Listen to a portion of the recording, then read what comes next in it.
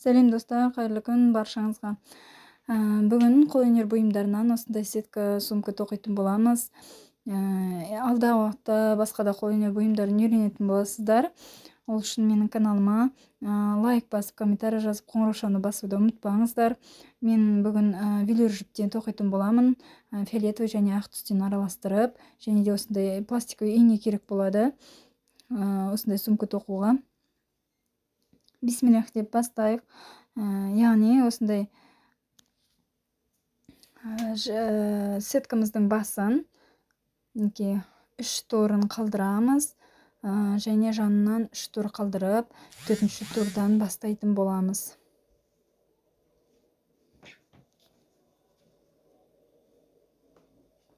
Өзімнің көрсетіп тұрғанымдай 3 тор, 3 тордан кейін 4-ші тор, 4-ші тордан кейін 3 тор қалдырамыз да 4-ші тордан бастаймыз. Төменгі жағынан инемізді өткіземіз. Ең оңай әдіспен тоқылатын сумочка және әдемі сумочка болады.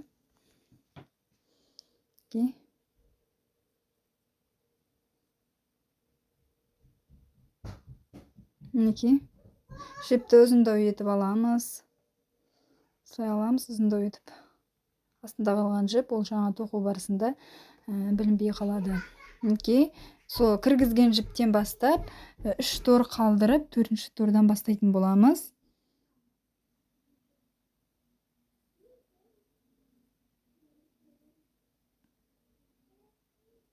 Мінекей 4-ші тордан бастап бұны осылай астынан үстінен тоқып, соңында 3 тор қалғанша тоқитын боламыз.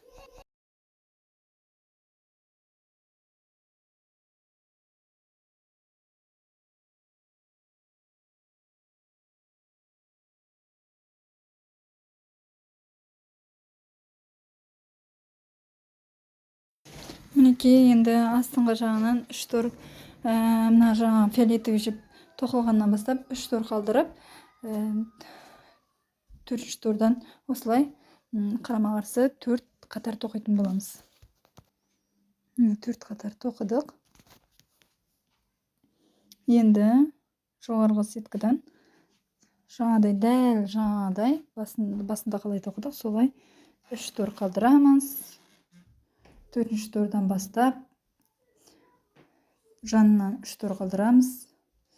4-шісінен бастайтын боламыз. Мінекей мен көрсетіп тұрғанымдай дәл солай тоқитын боламыз.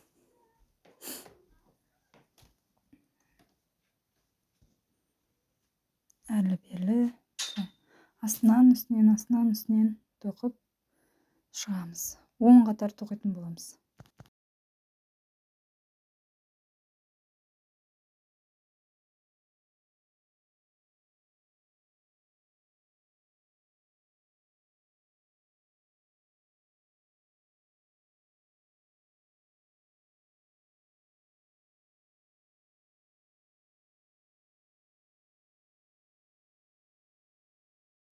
Мінекей 10 қатар тоқыдық. Енді екі ортасын тоқимыз, астыңғы жағын. Ол үшін қолдың, екі қолының бір қатарын тастаймыз. Сосын жанынан 3 тор қалдырып, 4-шісінен бастаймыз.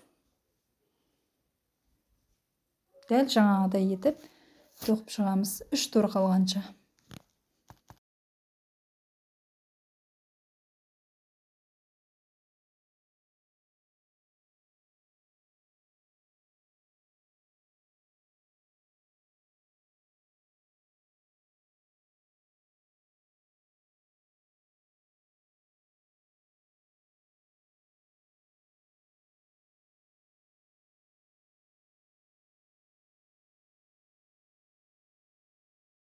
Мінекей астыңғы жағын тоқып болдық. Енді қолын тоқитын боламыз. Ол үшін қолындағы қолдың 2 қатарын тастаймыз.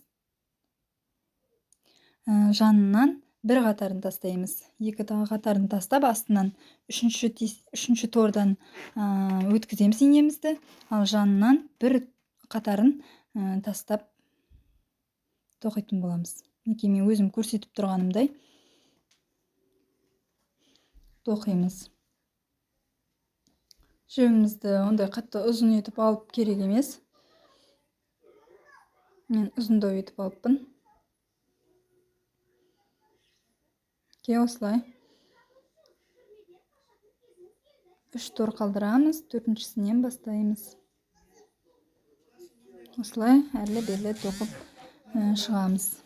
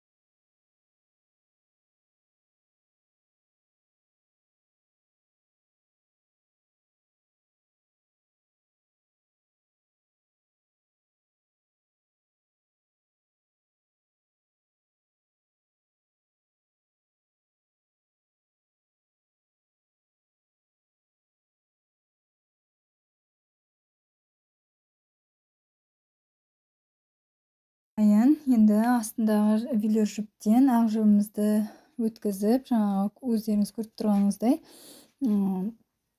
сол касындагы карама каршы тордон жибимизди өткүзөбүз.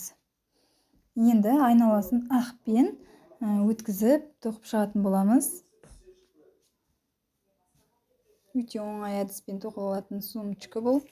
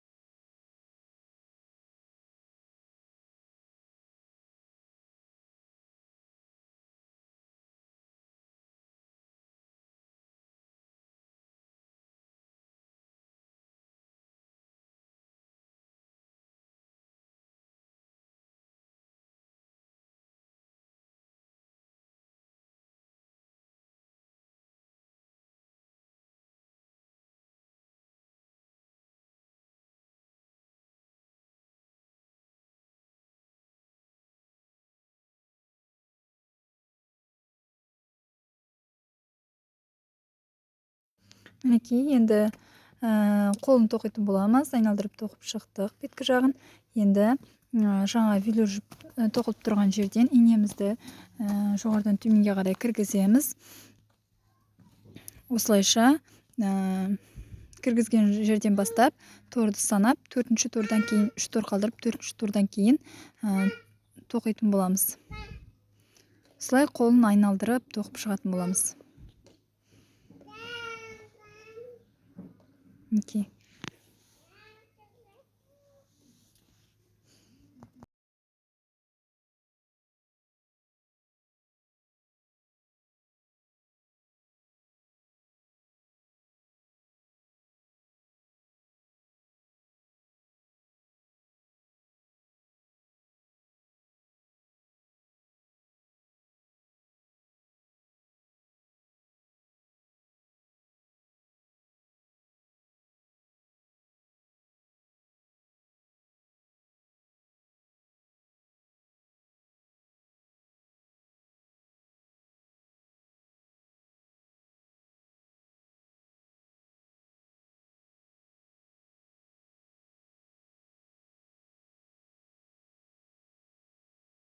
мінекей екі жағын тоқып шықты. Енді үстіңгі жағын тоқитын боламыз. Дәл солай мінекей дайын.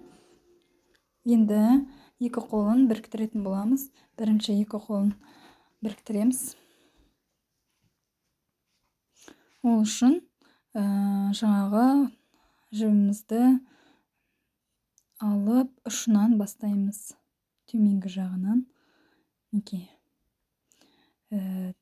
Кішкене тор болады, содан өткіземіз. Жібімізді өткізіп, айналдырып тоқып шығамыз. Бір тесіктен екі рет өткізетін боламыз.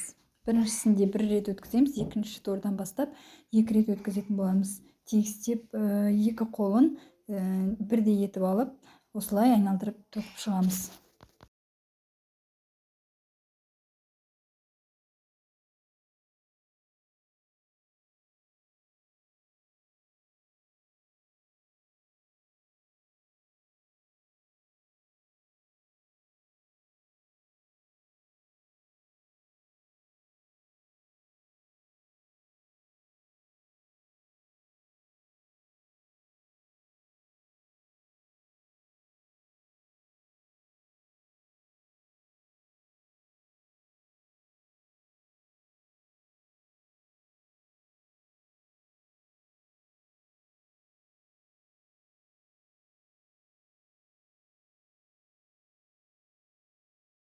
Мінекей сумочкамыз дайын, айналдырып тігіп шықтым. Енді ручкасын қондыратын боламыз. Сымын осындай бір жағын қондырдым. Енді екінші жағын көрсететін боламын сіздерге. Ол үшін мінекей екінші қатардан бірінші ақ және екінші қатар фиолетовый жіптің ортасынан сымымызды белгілеп алып, инемізді, яғни ол сетка болғандықтан ине жылдам кіреді. Сол себепті ішкі жақтан айналдырып сымымызды тігіп шығамыз. Ішкі жақтан фиолетовый жіппен де тігіп тастауға болады. Мен ақ жібімді алдым, ақ жіппен тоқыдым. Мінекей сымымды астыңғы тордан, үстіңгі тордан айналдырып тігіп шығамыз сымымызды. Ішкі жағынан кішкене жіп қалдырамыз. Жаңа тігіп жатқан жерден жібімізді бекітіп тастаймыз. Астынан алдым, енді үстінен аламын. Сымның үстінен, үстіңгі жағынан. Белгіленіп тұрған сымның астыңғы жағынан, үстіңгі жағынан әрлі-берлі шығарып, инемізді бекітіп тастаймыз.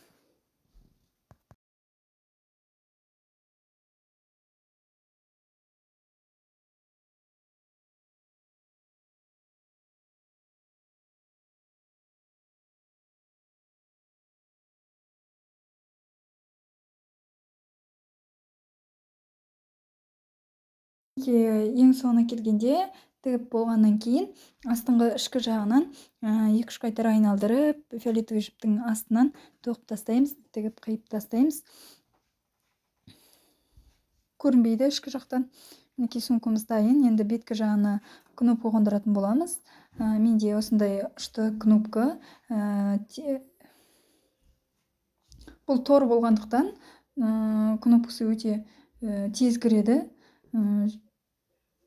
Үстіне, астына қондыратын боламыз.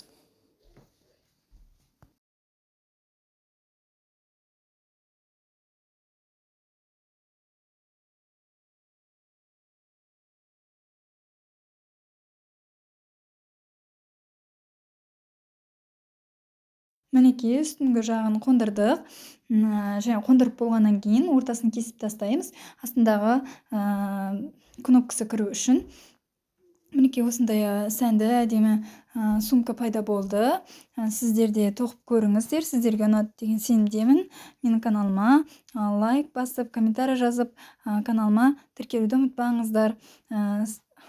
Келесі видеомда кездескенше сау болыңыздар.